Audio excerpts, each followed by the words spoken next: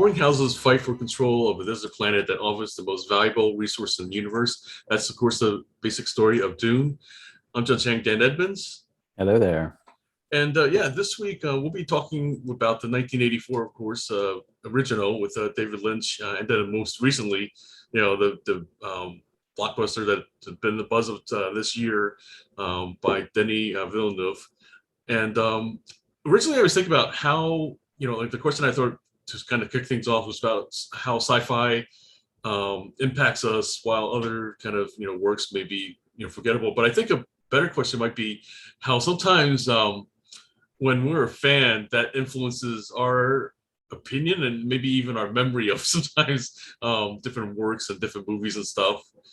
Absolutely, yeah. And it's very hard for me to be objective with this particular comparison, because I remember watching Dune when I was pretty young, and my mind was pretty blown by it. I was totally confused by it, but it was also one of the most sort of transporting experiences of my life, so to speak. And that the philosophies and the some of the concepts that were alluded to were really sort of fired my imagination when I first watched the David Lynch version of Dune.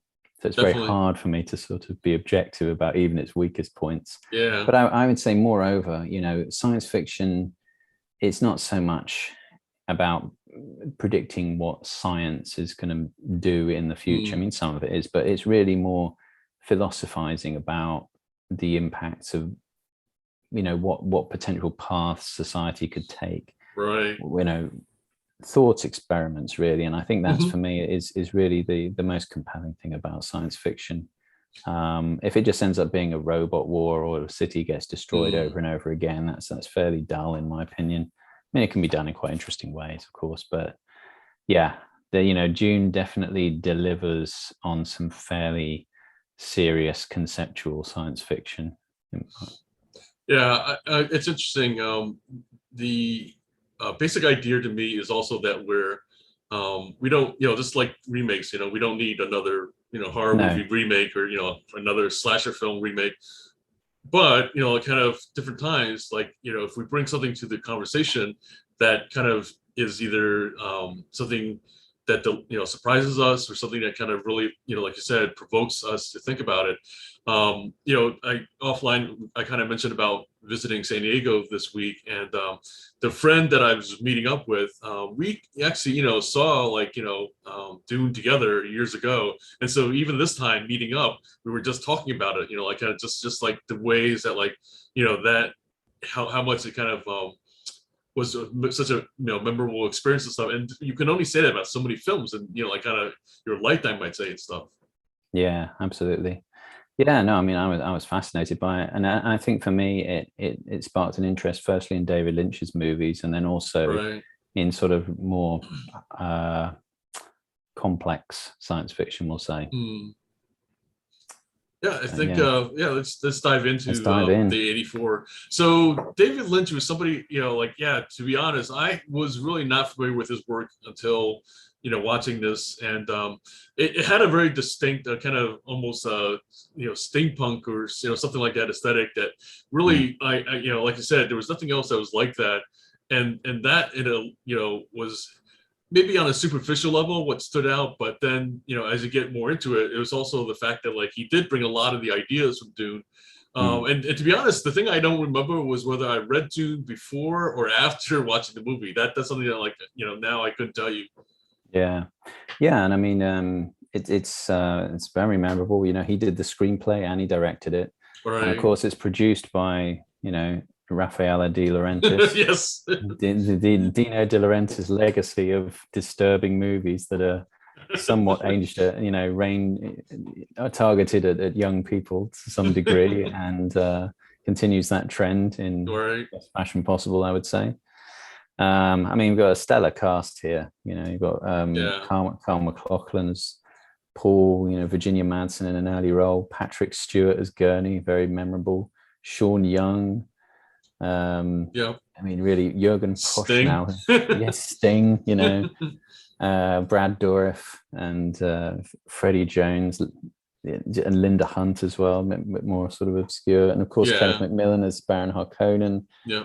I mean, the list just goes on. It's just a serious production, this, and all very well cast, I would say. A lot of those people, I mean, the only one you can really say you could point a finger at and say, okay, that was a bit over the top, is really Kenneth McMillan as Baron Harkonnen. A lot of people feel his portrayal is way too pantomime villain. But I mean, I'll get into that later, but I think that there's an idea that David Lynch is trying to bring across that I think is maybe not faithful to the actual scenes within the novel, but faithful to the concept of Baron Harkonnen. So I did want to mention two things about the casting. One was that Patrick Stewart had said in interviews and stuff like that he was actually mistakenly cast, like where they thought it was another actor that they were getting, and he showed up, and then after they had already kind of fitted him for wardrobe, all that, he's like, hey, I'm here. So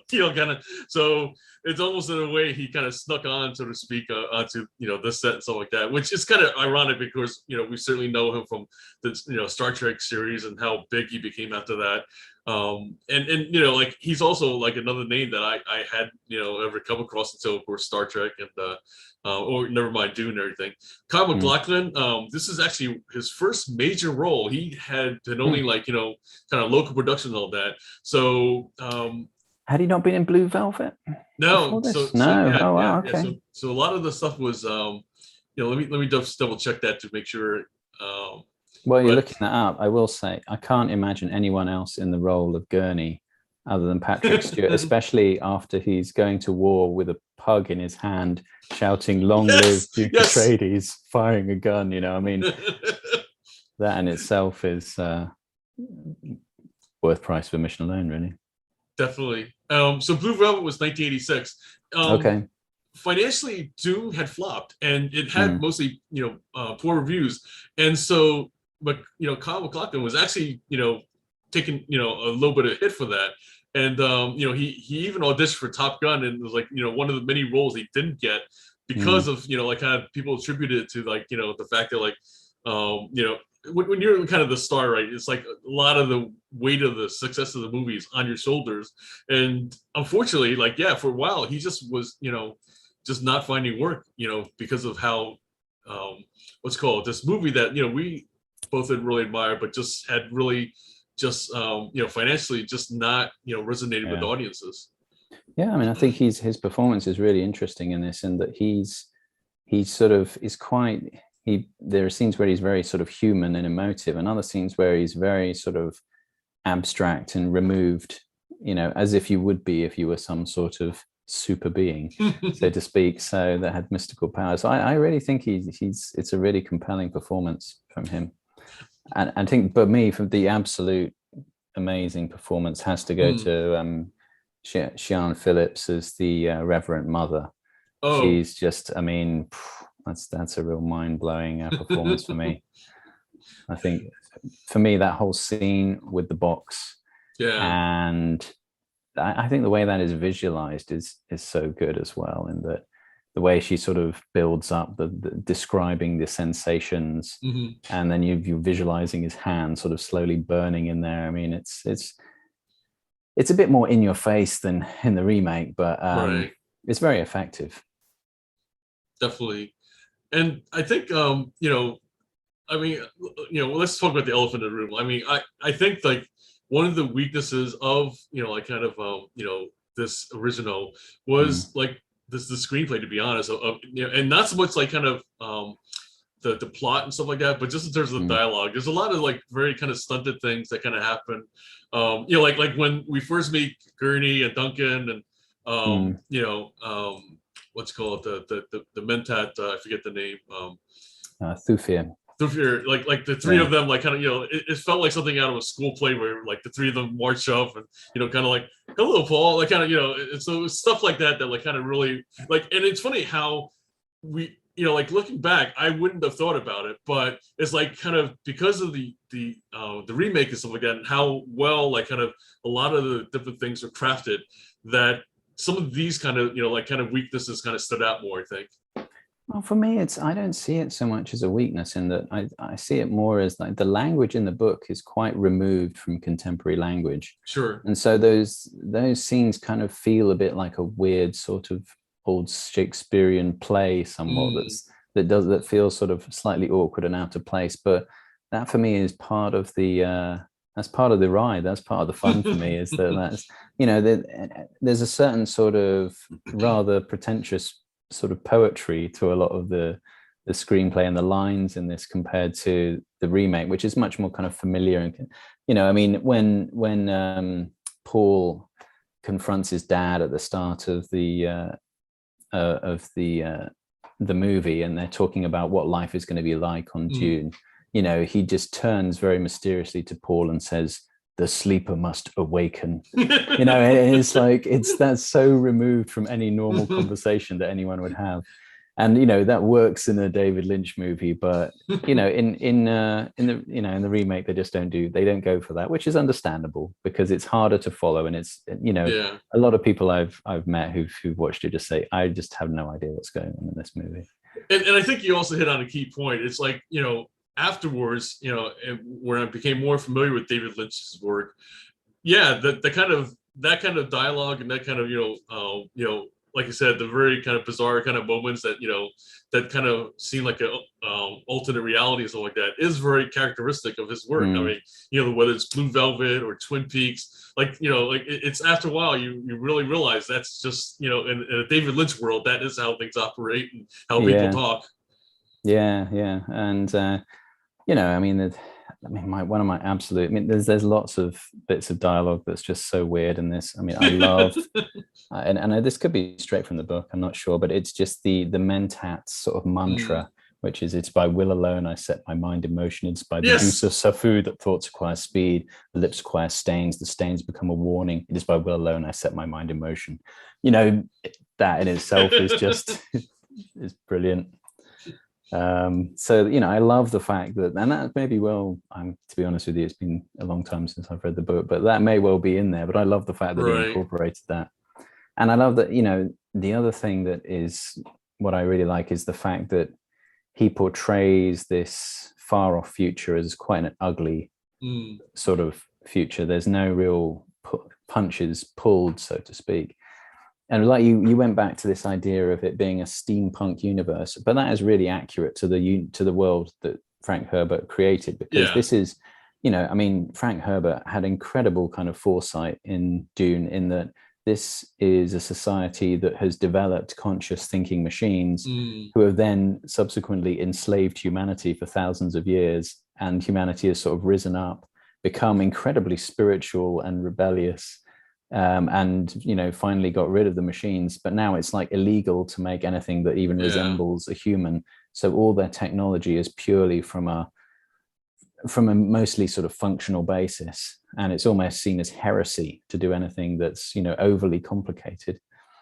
And it's funny because my friend, you know, kind of that I met up with, you know, Scott, he actually, you know, works in computers, so kind of, I guess, you know, in some ways, you know, all of us kind of, you know, you, myself, you know, Scott, we all have some background in technology stuff.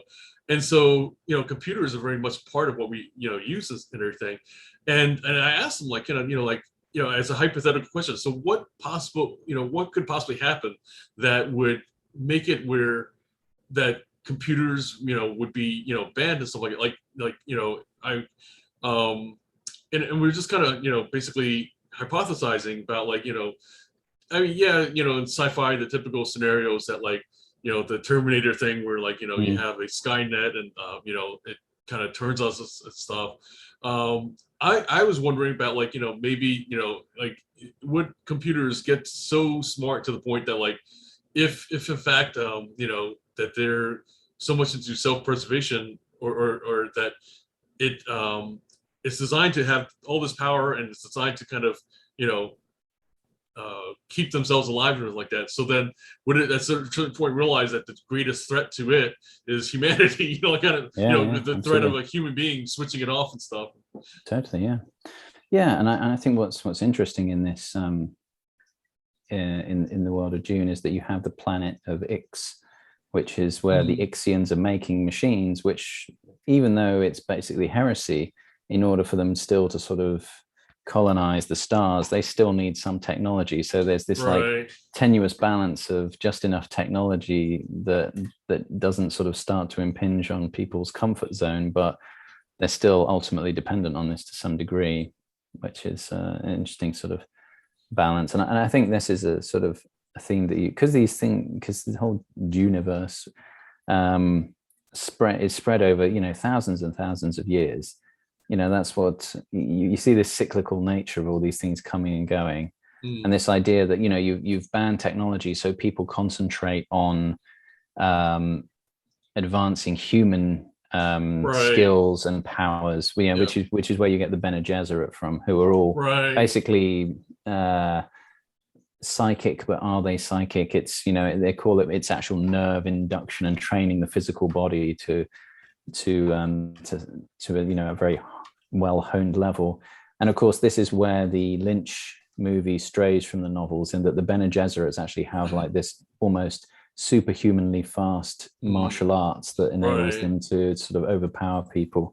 And that's really not, in this we get any kind of martial arts is replaced by the weirding modules. So they've just basically taken the name of their form of martial arts and put it into a gun to make it more like Star Wars, I guess. But well, I think Lynch described it as, martial arts in the desert. He just wasn't really interested in doing that. So, but I mean, it's considering how much story they had to pack in. It's much easier to have a quick gunfight than it is to have an involved martial arts sequence. Right. So in the case of brevity, I guess it makes sense. And certainly we'll, talk more about that, about how like 2021 handled that differently. I think what I want to kind of go back to really quickly though is how you talk about the idea of that they have like basically they're breeding, so to speak, these races for special purposes. So you had, like you said, the Bene Gesserit, where these spiritual martial arts kind of, and it's funny how like between the two movies, they only kind of touch on this idea of combining religions, like between Buddhism and kind of Christianity and all that kind of stuff, like where it seemed like kind of the in the distant future there's this kind of merging of the religions and stuff like that. It's only touched upon, and we'll like I said, just kind of mention some more coming up. But then, go on. And then you have like the Mentats, who are like these human computers that basically can do these massive calculations, and because computers, like we said, are no longer allowed stuff. And then finally you have the navigators, who are they actually bend space time through their mind, which of course relies on spice, which is like kind of the main issue of kind of what's conflict and stuff. Yeah. So I mean, and I think that's what's interesting. Each of the planets and the sort of race of people all represent this these potential extremes of human thought and skills. The Bene Gesserits is almost sort of superhuman abilities. The Mentats is sort of logic and calculation taken to that extreme. The Spacian Guild is kind of, I don't know, it's almost like hallucinate. Well, it's actually almost like drug taking. It's kind of like addiction and psychoactive drugs taken to an incredibly extreme level. That's the way I see it, because one of the interesting things about that, the psychoactive properties allow them to sort of be able to see across time and space, but it's also highly addictive. And, the end result of becoming addicted to spice is that basically you have to be surrounded by it 24 hours a day in a way that your body can just absorb it. So there's a sort of an interesting take on addiction there. But the other ones that aren't really featured, of course, the Ixians would be almost addicted, or they would be obsessed with technology, and that's kind of there. But the one that isn't mentioned in either this or the remake, and probably, I don't know, unless they get into some of the other books, is the Bene Tilax, which they're kind of, the Harkonnens are sort of a replacement a little bit in this movie, but whereas you have the Bene Gesserit as a, almost, it's basically a female order of progressing human, sort of the limits of human capabilities. The Bene Tilax are almost all male, and theirs are all genetic engineering and what they can do with the human body. Right. And so you've got this interesting sort of gender dynamic in Frank Herbert's books that it's only sort of hinted at in either of these, but that's a very interesting one, because the Bene are seen as, you know, far removed from nature, because they don't really, basically the women for the Bene become almost sort of half robotic breeding machines, and that's the only function they serve in their society. Right. And, you know, they will basically, but there are things like the face dancers, which are these sort of creatures that can take on the form of a man or a woman, and they become spies and things like this. But, you know, they're so useful that people want to keep the Bene around, so they can occasionally buy these people for their uses. And this is kind of quite well expressed, I think, in the 1984 Lynch one, because, you know, you have the Harkonnens basically experimenting with bodies in all sorts of ways. You get messages that are hidden in corpses of their soldiers. You get weird sort of, you know, Thufir gets taken hostage and is given a poison that only by milking this weird rat-cat combination he can cure himself. And of course the thing that Lynch introduced that is really the most disturbing thing in this entire movie for me is this whole concept of the heart plug. This little valve that gets pulled, and anytime you piss anyone off, they can just pull this out and your heart will just bleed out everywhere. And this brings me on to really the most disturbing. I mean, the Harkonnens are just so disturbing in this movie. I was scarred for life by this movie in that respect. I mean, but I think Baron Harkonnen is actually, funnily enough, like a really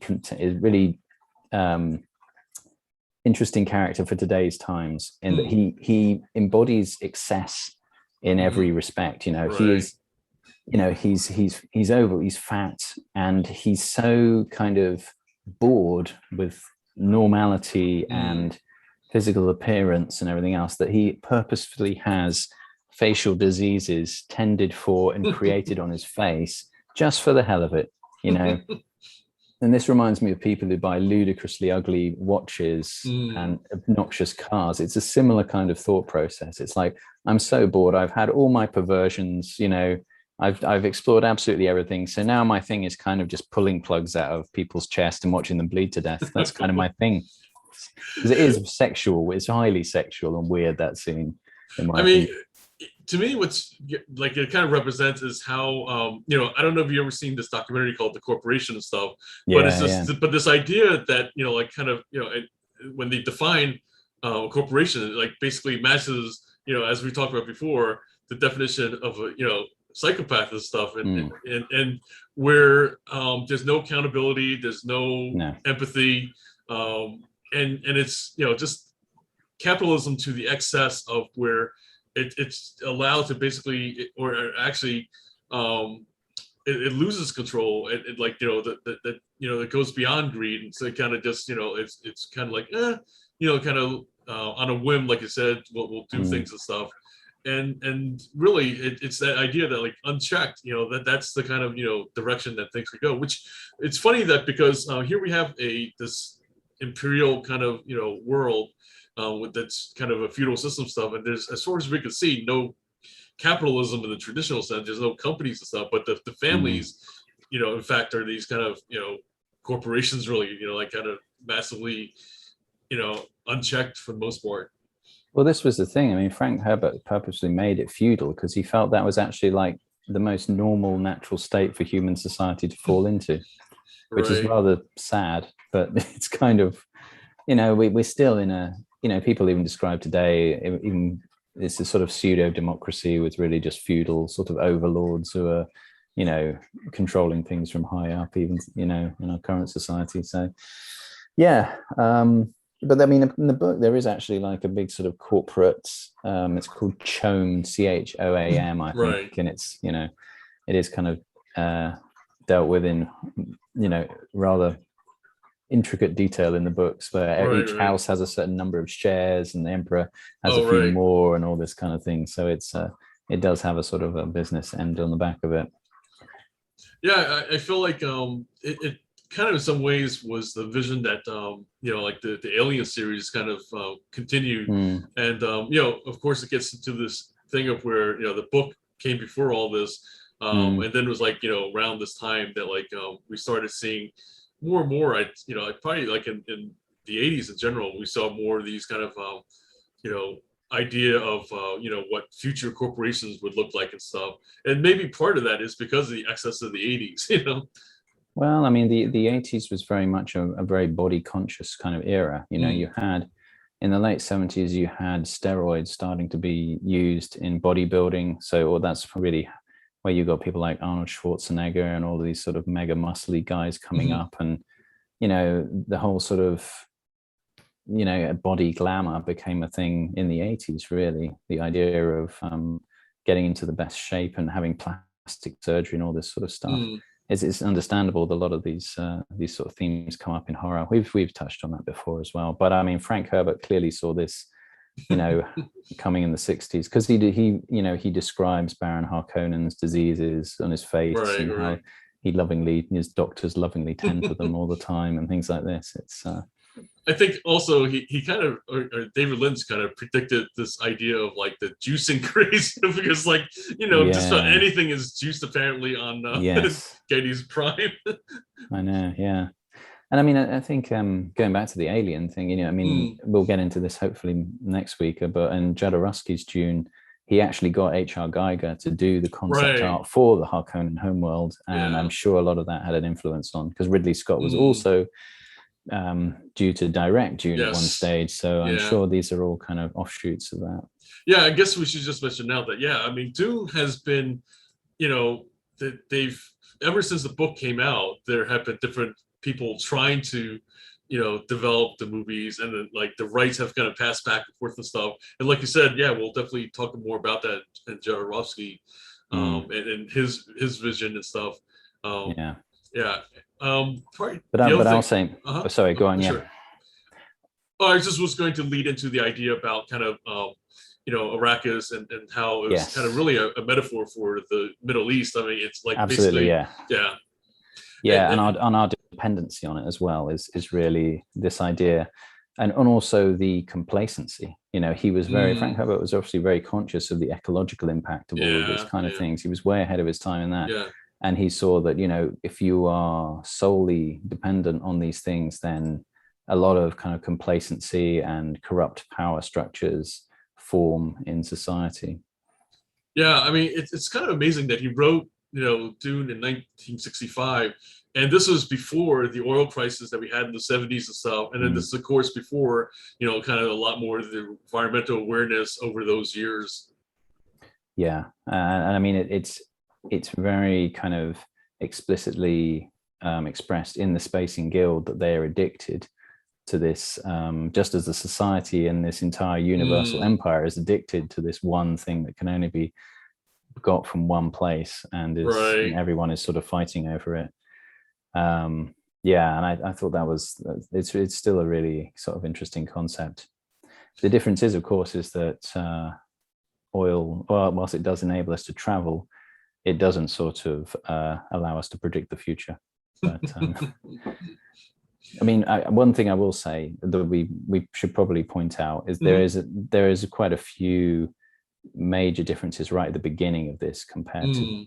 I mean, there's a lot of exposition in the David Lynch one, but I would have to say that the first 5 minutes of 1984 Dune is like some of my favorite 5 minutes, or well, it's not even that. So the first 15 minutes is some of my favorite 15 minutes of any cinema, interesting. Just the princess of the universe describing this bizarre sort of situation where people can fold space and time, and then it just cuts to Paul with his steampunk iPad describing all the different sort of planets of machines and the Bene Gesserit and the and then the spice and everything else. It's awesome. I love it. Combined with, and this is coming from someone who usually is not crazy about different intros for movies. I know. I'm always very, very critical about exposition, but I think this is the thing, is like when the exposition is just so mind-bending that that I can do. If it's like, we've been married for 10 years and we're just going to move to a little town and who knows what we're going to find in this little town, but it's got to be better than that city. Oh, well, there's weird children who are playing in a field here and they all look kind of religious. That's the kind of exposition I can't sort of stand. Right.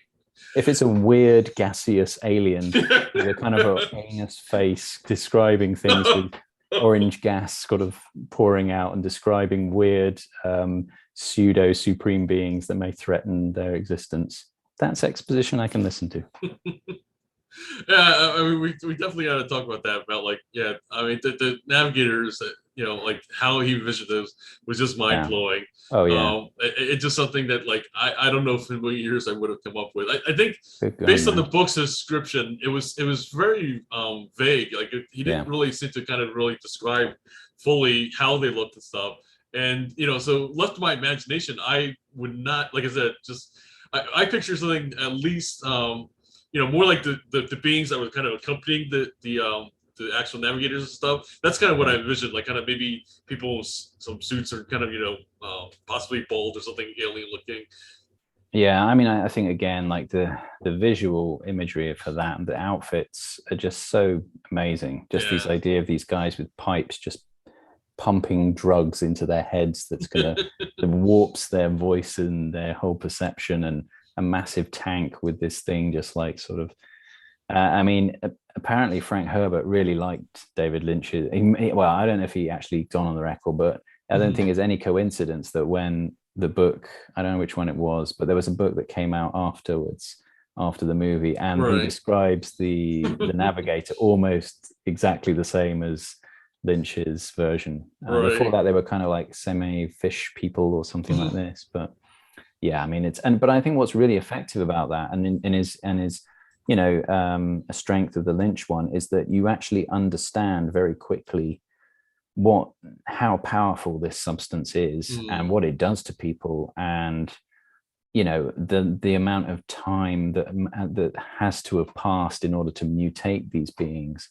You're told explicitly that this sort of expands your consciousness, makes you live forever, and gives you these weird sort of powers to navigate space and things. And it's done visually very quickly and very kind of effectively in that scene, and very disturbingly as well.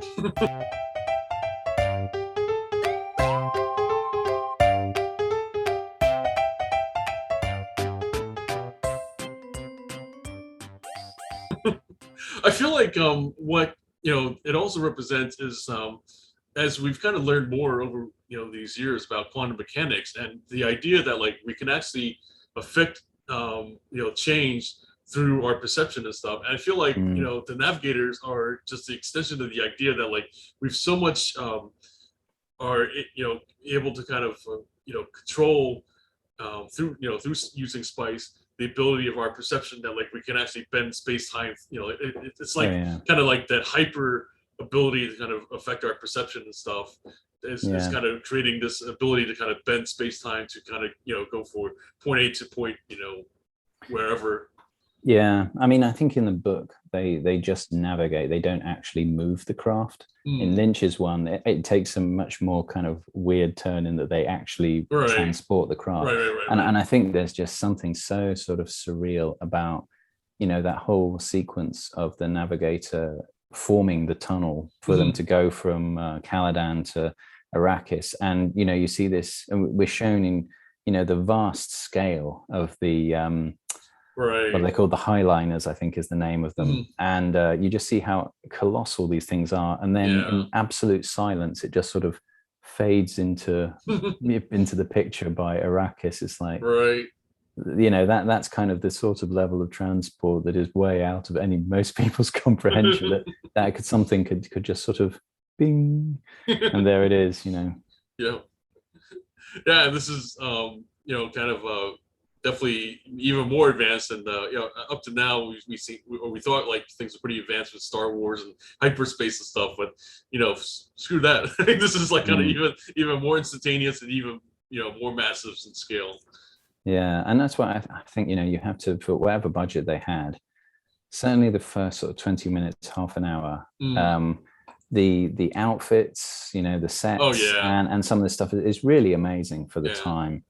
and it's just kind of, it starts to get let down, unfortunately, once they actually get to Arrakis with the worms, which, whilst they're sort of nicely visualized, you can tell this is kind of a bit cheap, and the spaceships and things like this. But so something that I now notice, watching it again. So here's what happened was, of course I saw it years ago, and like I said, we had been left such an impression of stuff, and then watching the remake of Dune, and then going back to the 1984, it highlighted that, like, I was like kind of just remembering, like, why is everything so dark? Well, the thing that they were trying to do is cover up the fact that, like, the CGI had huge limitations back then. Yeah, well, there was no C, it wasn't. It was all models, Well, I assume, in 1984. But yes.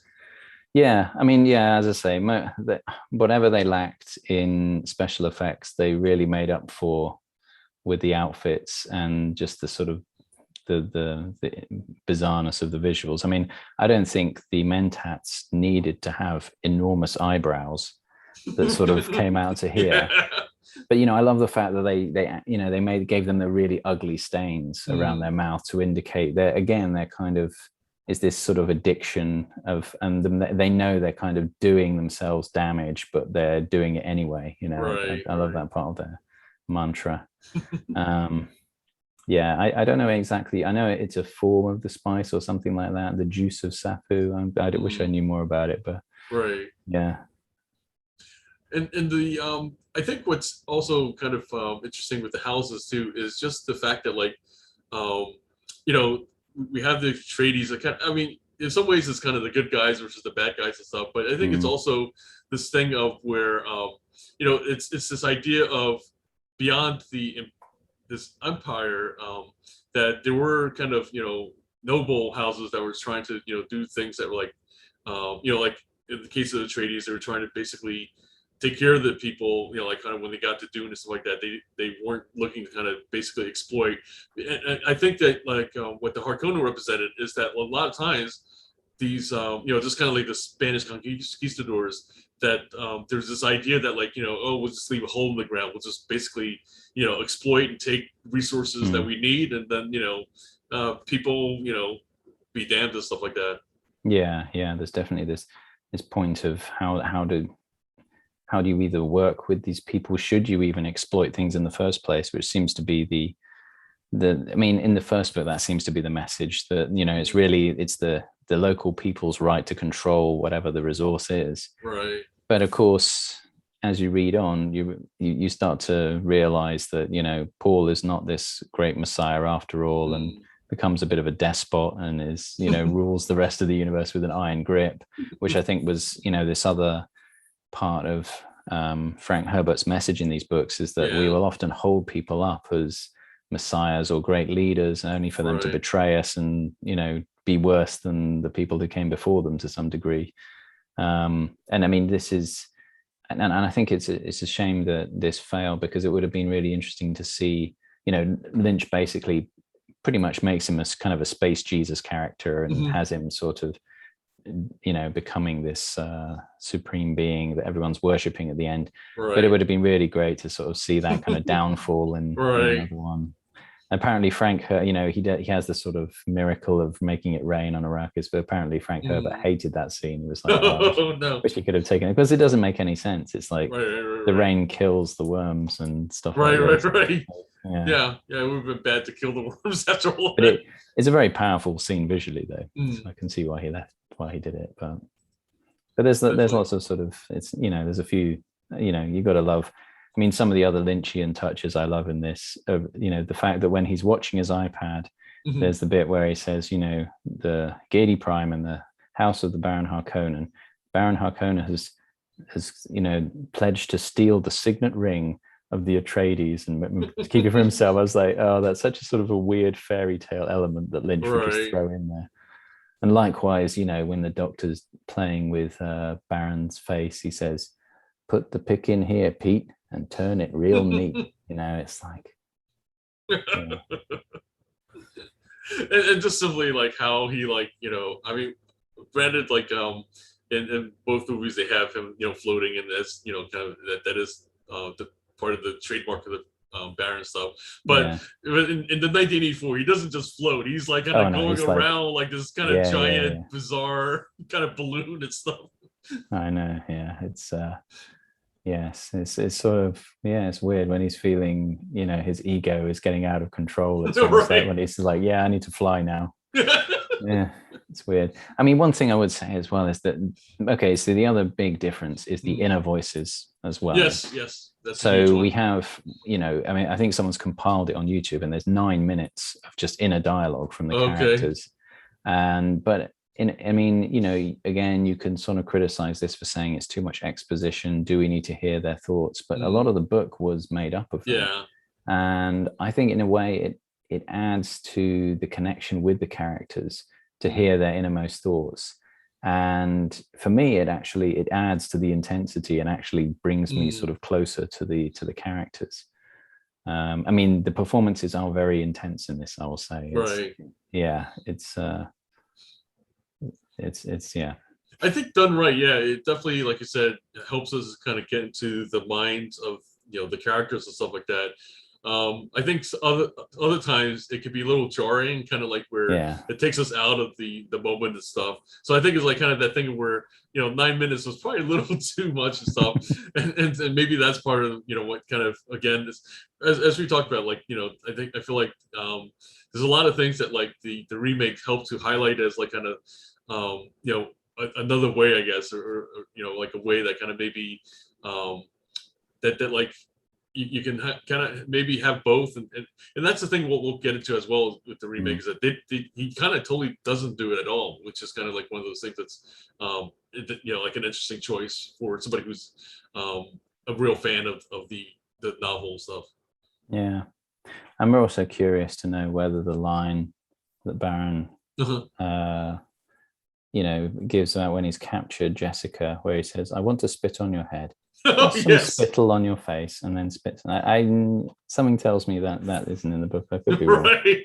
But of course, the interesting thing, this is a major spoiler, I guess, for some of the book series, is that Jessica is actually the daughter of Baron Harkonnen, and which we only learn later on, and he doesn't seem to know himself. And that's, of course, the other thing that you don't realize is that basically at one stage the Reverend Mother has been sort of violently raped by Baron Harkonnen, which is how Jessica was born. And I mean, into in the remake too, they talk about the Duke being a cousin of the Baron, I want to say, like, and there's a specific quote where he talks about the blood, that's the way it's been, cousin and stuff. Right. Yeah, that's very subtle, actually. I didn't pick up on that. So are we talking about a lot of incest then? Like, kind of, Well, I mean, there was only these certain ruling houses who managed to. I mean, what is it called? There's like the jihad of something, which is where they got rid of all the machines, or they don't know if they got rid of them, but anyway, they conquered them, we'll say. And there was really, I think the Atreides and the Harkonnens were the two sort of people that were left over, but there is some sort of way in which the Harkonnens betray, or the Atreides kind of frame, I think, the Harkonnen at the time, and then they lose the name, and then someone brings it back. It's pretty complicated, but they've been kind of rivals for a very long, their bloodlines have been at each other's necks for a long time, which is why, and that's why the thing, you don't really understand why there's so much hatred between them and why they're doing all this stuff, but it's at the same time, it's kind of like Game of Thrones kind of touches on that a little bit more, where like incest is not unknown in different monarchies and stuff. Yeah. I mean, I think that's kind of the thing.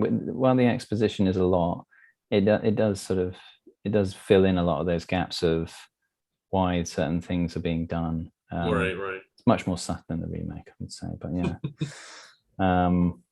I mean, the other thing we have to mention is the awesome soundtrack by Brian Eno and Toto in the original, which is hard to match, I think.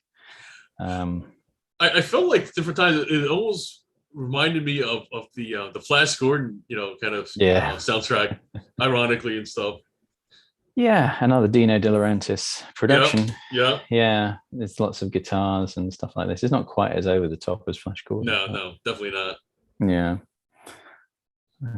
But for those specific kind of heroic moments, right, and stuff, it kind of really, just echoes the stuff that we saw when like Flash was like charging to, head into, Ming and stuff and all that kind of moments.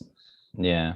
I mean, I would say the major weakness with this one is really once they get to Arrakis and, they crash and they meet the Fremen, the whole sort of introduction with the Fremen and that whole part of the storyline is very, very rushed. There's really been very little introduction. You just have to kind of accept that there's a relationship between him and Chani, and the next thing you know, there's a big war, and that's it basically. And these Fremen seemed really like kind of ready to embrace them, like kind of like whereas like supposedly they're these invaders that or yet another wave of invaders and stuff. No, I think it's a shame that again. I mean, people allude to this fact that there's some sort of 3-hour or maybe more David Lynch sort of director's cut, but he said he's never ever going to do it, and he's sort of disowned the movie completely, which is a real shame. I would love to have seen. I'd happily sit through 3 to 4 hours of David Lynch's expanded Duneverse. Yeah. So I guess then, any more to say on the 84 version, or shall we move on?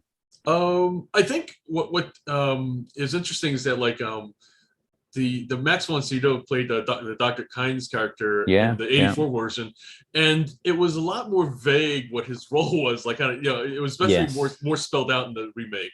Yeah, that's true. I mean, I should also point out that there is another very big difference between the 84 and the more recent one, which is more a reflection of our times, is that when Paul is developing his powers, he is the first man who's been trained in the ways of Bene Gesserit. Yeah. And there's this idea that if he can drink the water of life, he will potentially become this super being. And it's also explained, and then maybe they'll do this in the second part of the new remake, but basically this has killed every single man who's ever drunk it, and if he has it, he will go to this place where women are afraid to look, or this place of space and time that they are not permitted to sort of enter, which is a very kind of, I can see why they left that out of like the new Dune. Because that's a very it's an interesting idea, but it's quite a contentious idea. This sort of male messiah is the only one who can really look through all these potential futures for the entire human race, because that's ultimately what the Kwisatz Haderach is. He's this guy who can see, the entire future path of humanity, and he tries to steer it to make sure that we don't just kind of die through our own sort of lack of ambition or growth as people. So some of his actions in the subsequent books seem quite harsh and, despotic, but he does it all for a sort of an overarching reason, which nobody can really understand or see.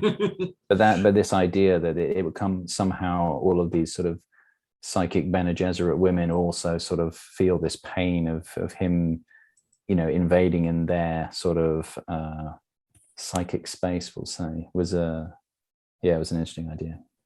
Well, with that, should we dive into the remake?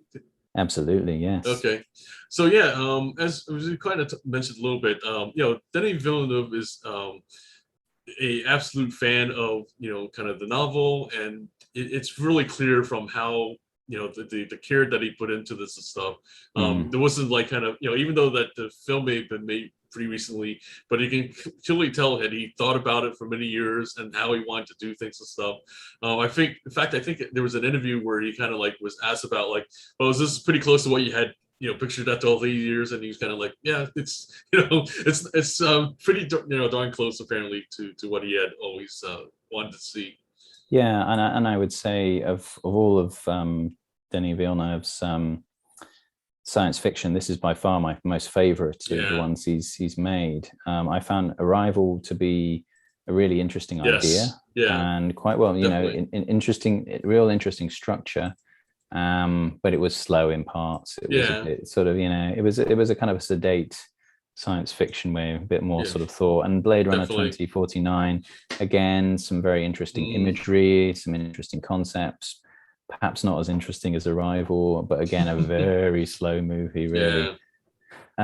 This was really quite pacey. You really didn't feel like it was overly slow. Scenes didn't drag really too much. I think for the running time, it really sort of moved along at a good pace. Yeah, over 2.5 hours, which is kind of unheard of for movies nowadays.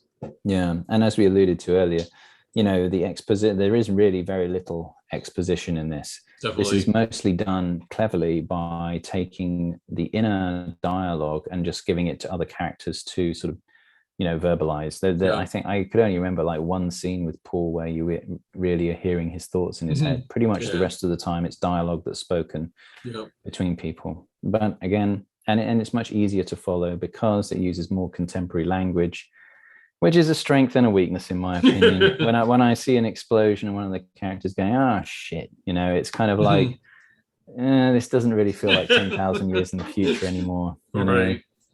And likewise, when Paul's talking to his father, it's just like, "Hey, one of the most important things is you're my son." Right. I mean, that's easy to follow, but it's not the sleeper must awaken. I still kind of prefer that, but at the same time, though, that specific moment you're talking about, I felt like what it highlighted for me was, like the signet ring just was like kind of a very casual throwaway thing in the original, but here, like it, like kind of they really kind of focused on it more of like where it symbolizes like kind of this passing down of the mantle, right, of being the Duke and stuff like that.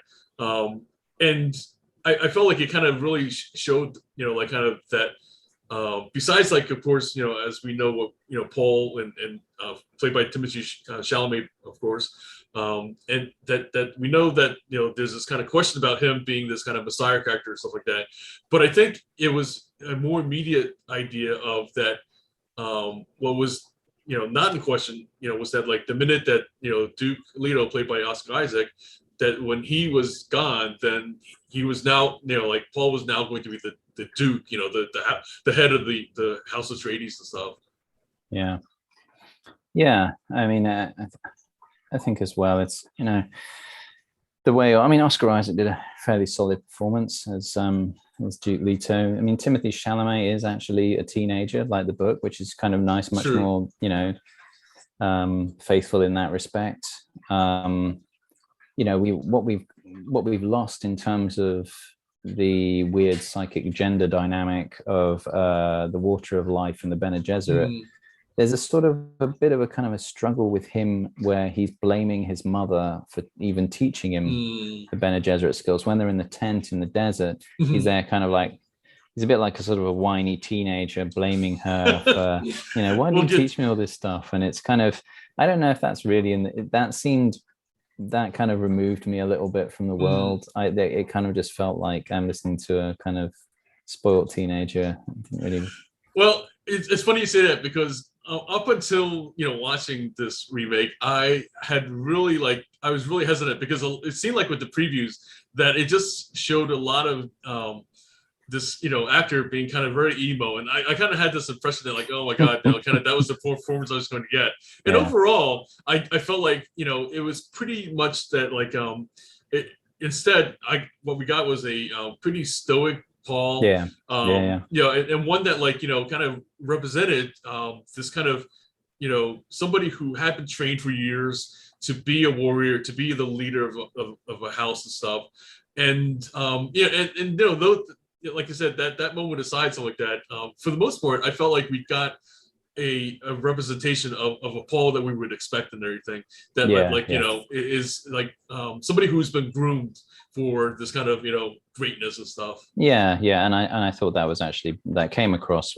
Aside from that, like you said, there's this sort of believable quality that he does have this sort of stoic appreciation of the scale of the impact of what's going on and his responsibility in it, and he's not just a complaining teenager. But it's also, I think what comes across in this much more is the whilst he's not such a mysterious character as Kyle MacLachlan's, he's very much aware of his own sort of fear of what's going on in his visions and a lack of clarity in his visions, which is very cleverly pieced together. Yes. We only see little grasps of his precognition, and he has to kind of piece these bits together as well, which I thought was very cleverly done.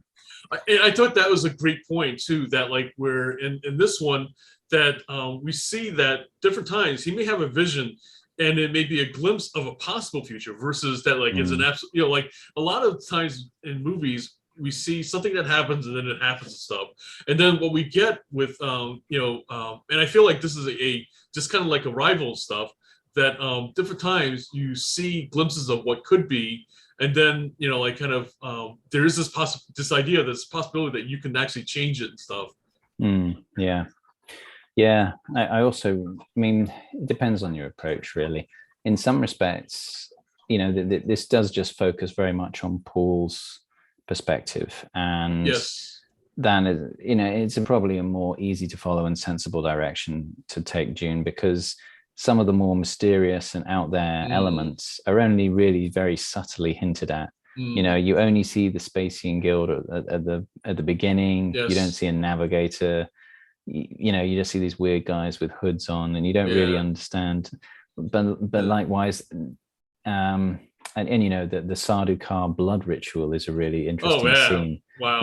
You suddenly get this glimpse of like the brutality of their order, which was really interesting. Yeah, there was like these rows and rows of like these beings that were like sacrificed, right, for the ritual stuff, and it really kind of, to me, it showed like absolutely the brutality of the Sardaukar. It kind of like really just beyond symbolizing it just kind of like just very much makes it clear to you that these are dudes that are not for effing around and stuff. And also it just like the sheer scale too. That's the other thing that like we only got I feel like in '84 we kind of only got a glimpse of that, but this one we absolutely saw like just this massiveness. I mean, visually, this movie is absolutely stunning. The CGI is amazing. The design of the craft and the planets and it's just incredible, really. Definitely. And you're right, the scale. But I mean, of course, and the elephant in the room is that we don't have weirding modules that are shooting people. In this, we have full-blown martial arts sequences with blades. And funnily enough, though, even though they explained the way the shields work, I still kind of like the visual way they did the shields in the 1984 one, the weird blocky kind of stuff.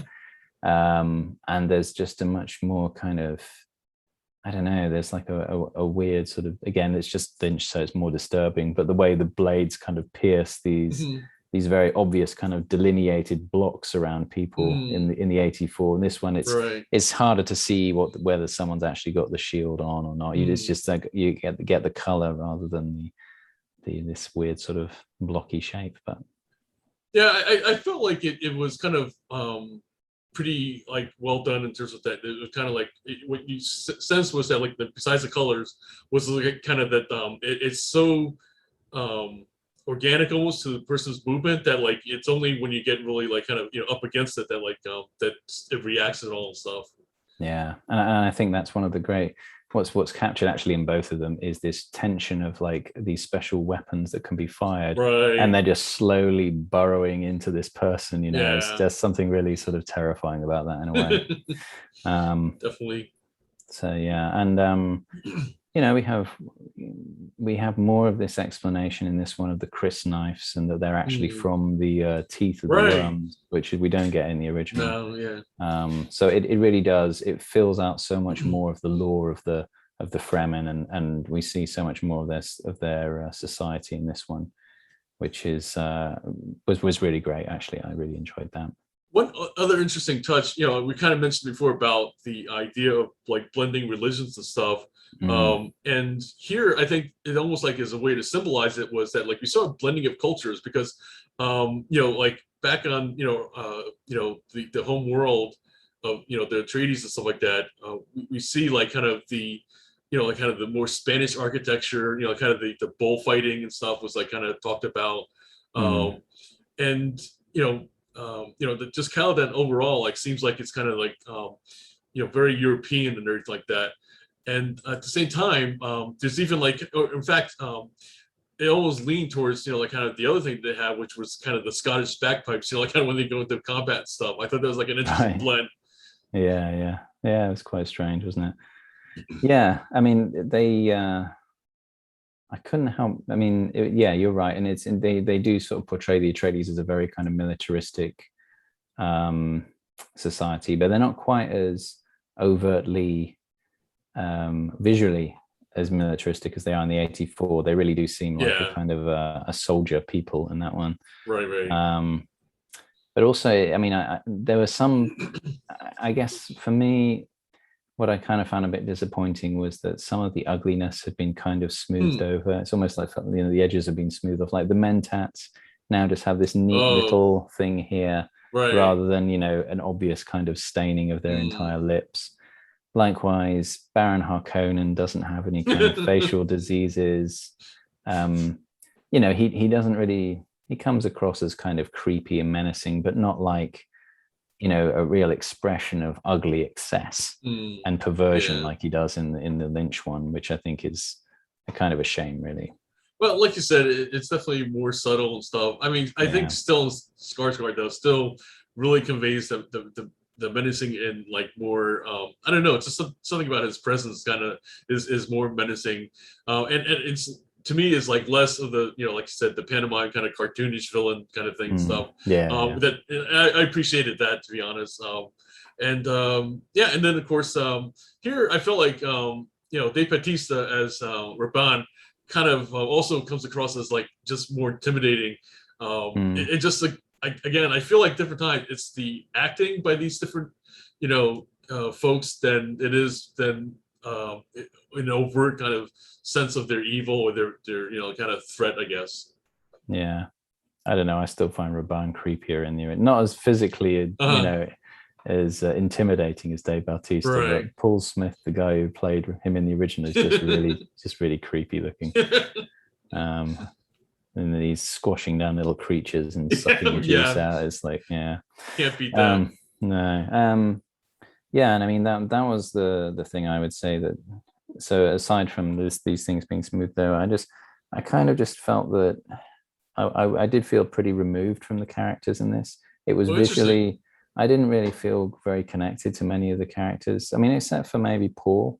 I mean, I guess the movie does focus very explicitly on him, right? But there wasn't really, for me. I think some of the quirkiness of the original kind of drew me into the characters with some of their weird idioms and things like this and mantras that I was fascinated by them. I was less fascinated by the characters in this, but I was very much engaged in the plot and the visual and the action, but less so much the characters, I would say, in this. Well, one key scene that I feel like I'm kind of curious about, how you look at them, is comparing the Gum Jabbar scene, right, between the original versus the remake, because it's the remake is it didn't kind of do the full depiction of kind of like kind of what was going on. Like I felt like the original kind of did it, like you said, a very interesting visual way stuff, but the remake, kind of how do you feel it handled it?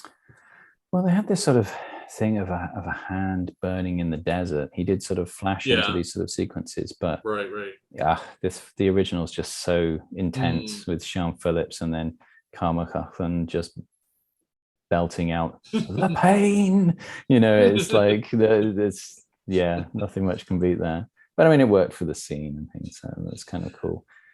It was interesting casting Charlotte Rampling. I mean, we really didn't get to see her face. I think as the mother, what's called superior stuff. The Reverend Mother. I felt like her role seemed a little bit. I mean, it was just more subtle. But I think that the part was much more. I mean, maybe it will be more fleshed out in part 2. That's the most difficult thing about this, is that whilst the original is flawed, you do at least get a mostly complete story. This is really the biggest problem with this, is that you're only getting half a story or 2/3, depending on where it is in the book. When part 2 comes out, maybe we can look at it again and really compare how successful they were. But again, it's kind of unfair because, Denis Villeneuve will have 6 hours to play with, more or less. And so, I think it's just there's memorable parts to both that I like. But it just feels, with a part 2, hopefully, nothing terrible happens and it does get made. We'll have a very kind of nice, complete vision, which will be interesting to watch, I would say. I got to give, Denny, kind of a lot of credit for just having the chutzpah, I guess, to kind of specifically label it part 1, because, it would have been pretty sad in some other, alternate universe, whatever, that things didn't quite go as well. The pandemic did affect things even more. And so there never was a part 2 made. I know that's that's happened before. I mean, one of my great sort of saddest movie going moments as a child was seeing the animated version of The Lord of the Rings, and it ends halfway through the story. Yeah, that's true. That was a real shame they never made part 2. Never made more,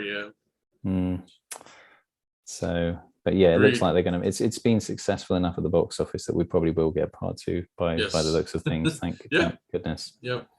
And I mean, I'm hoping that actually, whilst the first part was very much a sort of an action movie focused on Paul, that the second one could be where he introduces much more of the sort of the mystical elements of the effects of the spice on people, and him starting to sort of, maybe we'll see his version of the navigators, and which will be really fascinating. Maybe we'll see more of the Bene Gesserit and their abilities and things like this. It's, we can only guess at this time. Prediction on the weirding modules, is that something that's just not going to happen? Or? We're not going to see that. No. Okay. No. He's far too faithful to the original. No, if anything, we may see more extreme martial arts, perhaps. But I don't think. I think he's trying to be as faithful as he possibly can. Right. The other kind of element that we kind of touched on was how Dr. Kynes in this one. It's interesting how it was cast as a woman, and a black one for that matter and stuff. And on top of that, this role is definitely a lot more significant. Like she actually is supposed to represent the Emperor's kind of neutrality, I guess, and stuff. That so it is the world that Denny's kind of built, based on the novel. The Emperor is trying to seem like he's not favoring any houses and stuff like that, and although there's mention about a few times in this one that different times, like if in this case the Atreides kind of were gaining too much popularity and seemed to be more of a threat, then it was time to for the Emperor kind of to step in and kind of protect, I guess, and I guess it's very much that's like a very feudal kind of system where you want to have these different lords under you, but meanwhile none of them can be ever as powerful as you. Yeah, absolutely. Yeah, no, they did portray that well. The other thing I really liked in this one that is very much absent from the David Lynch one is this idea that when they arrive at Arrakis, there are these people sort of who are saying, "Oh, he's the Messiah, he's the Messiah." Oh, right, yeah. And it's alluded that he's very skeptical about this, and the Bene Gesserit have been manipulating this and planting these ideas in the people there to expect a Messiah at some point, which is very accurate to the book, and that's really well done. I hope they kind of carry on that. So. Yeah, I think that's really the thing that I think there was something that I saw that where Denny wanted to emphasize was this idea that these different myths are created, and how we're kind of talked about how that with the novel it kind of gets more to the idea that sometimes we create a Messiah that then really under delivers, so to speak, of our expectations and stuff. Yeah. And I feel like in some ways that we may possibly be heading in that direction, which will be really just kind of just a stunning kind of direction for him to take, I think. The irony being that he's being criticized for making a movie with a white savior role. Yes. And of course, people don't maybe realize that he's really not he's not the savior in the end of it. He's built up as one, but that's part of the whole point. Right. So yeah, it'd be interesting to see what people make of part 2 when it comes out. Definitely.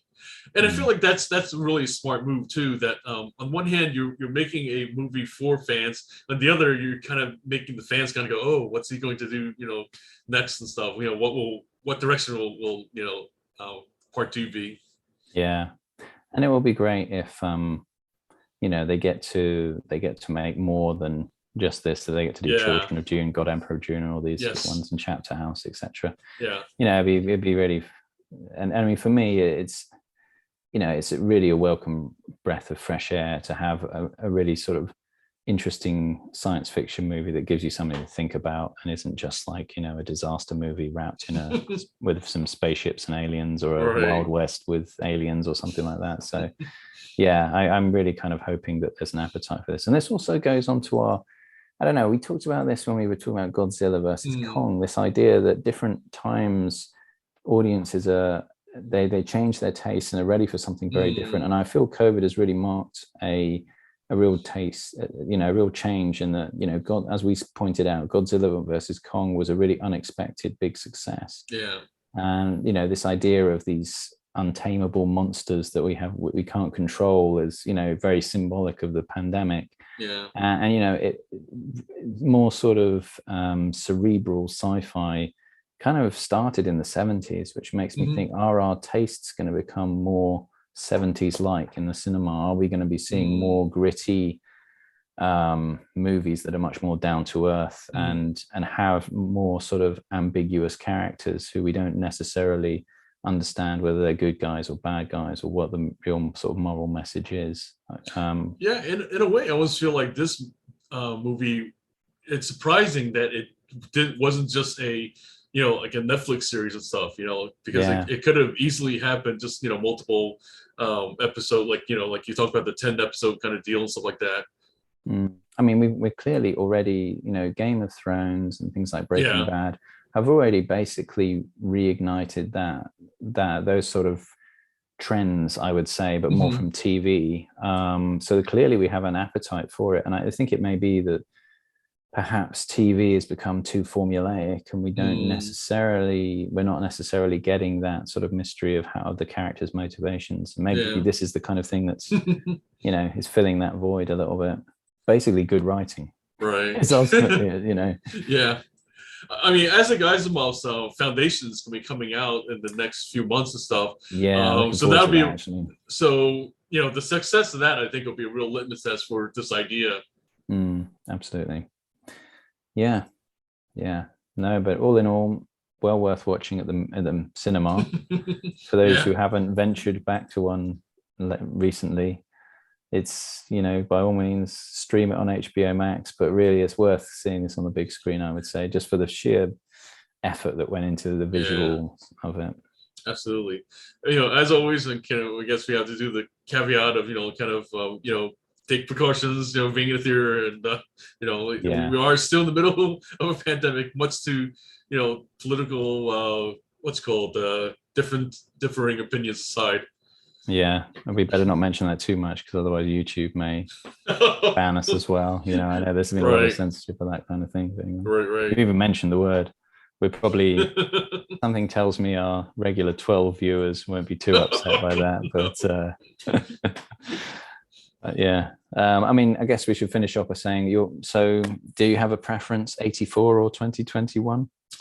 Wow, that's a tough one. I mean, I think this is kind of like the original question. It was like, I feel like in a lot of ways I'm biased because of how much of an impression the 84 one had made. I think, at the same time, just, like the 2021 really, it just for this moment in time, I think you can't really make a better, version of Dune right now and stuff like that, to be honest. But at the same time, I can't. It won't replace the place that I have in my heart as well for the the original. Yeah, I mean, for me, I will say this: at the end of part 1, at least, I'm still preferring the 84 with oh wow, David Lynch's version. Okay. Maybe when part 2 comes out, I will reassess the situation. But as it stands right now, I will be, wow. I'll be looking, I'll still be enjoying, genetically engineered rats tied to cats and people with massive eyebrows and weird costumes and stuff like that. But fair enough. Yeah. So next week, should we talk about Jodorowsky's vision and also possibly the Sci-Fi Channel's their series? Okay. We could delve into it. Yeah. Okay, and of course, we've got still to wrap up the Universal monsters and stuff. We will be kind of finishing up with the Wolfman and so and of course the rest of the Frankenstein versions that we were discussing. So thanks for watching. I'm John Chang with Dan Edmonds, and we will see you at the movies.